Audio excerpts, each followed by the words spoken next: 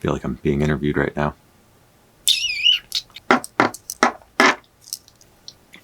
So let's talk about photography. It's a thing I do, and I like it a lot.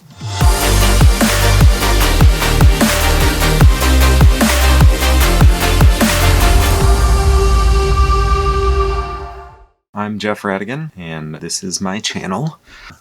You could see my hands. This is weird. There's no mirror on this. I don't have a flip screen or anything where I can see what I'm doing. I'm just trying to look right in the middle. It's like I'm looking at you because I'm not very good at this talking to a inanimate object thing. Some cat hair on my microphone. I, by trade, am a software engineer, and this year, through COVID, having a lot of time to figure out some things, try new things out, I realized that I really like being behind a camera, not in front of it so much, which is probably very apparent right now.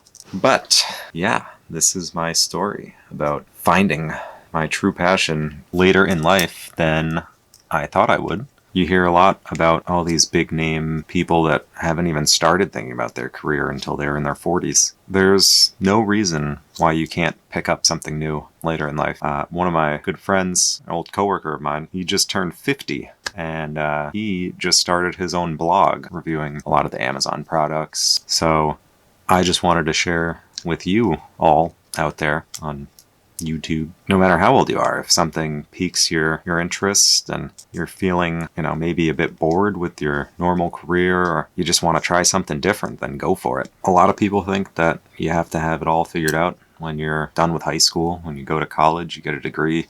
But the more that you do those things, you get a career, and it might seem fine at first and you think that you love it, but there's just something missing. And I think it's all about passion. I'm 30 years old, and it's got to be one of the best decisions I've ever made in my life is to buy a camera.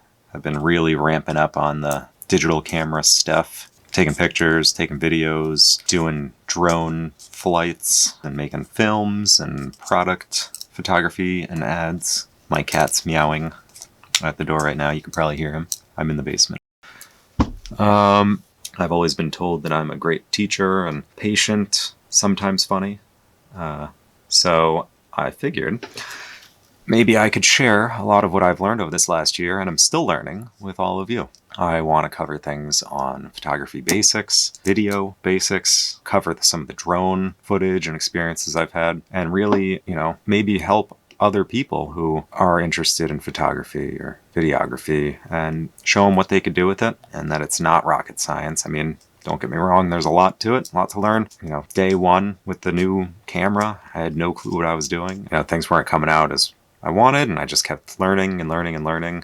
And now I feel like I'm in a position where I can maybe pass some of those tips on to others who are on a similar path. My next video here, I'll pitch this now. My next video is likely going to be camera basics video. This is the start of a channel. It's definitely the things I know most about, as every time I pick up a camera, I am using a camera. So I will go over my camera and some of the settings. I want to YouTube, as a verb, everything in a way that's very simple for newcomers, because I know how difficult it was for me as a newcomer, and digging through a lot of the clutter on YouTube of which tutorials are good and which aren't. And I think I've got a pretty good ability to break things down in a simple way. So if you are interested in this sort of channel, with videos that are tutorials, reviews, even just sharing some cool stuff I've done, little tips and tricks, like the video, subscribe. But yeah, so this is like the 10th time I am doing this outro, so we'll see if this one sticks. Thanks for watching. Thanks for watching. Thanks for watching. Thanks for watching. I will see you in the next. I'll see you on the next. I really hope my microphone's still on. I'm gonna check that. I think it's battery powered.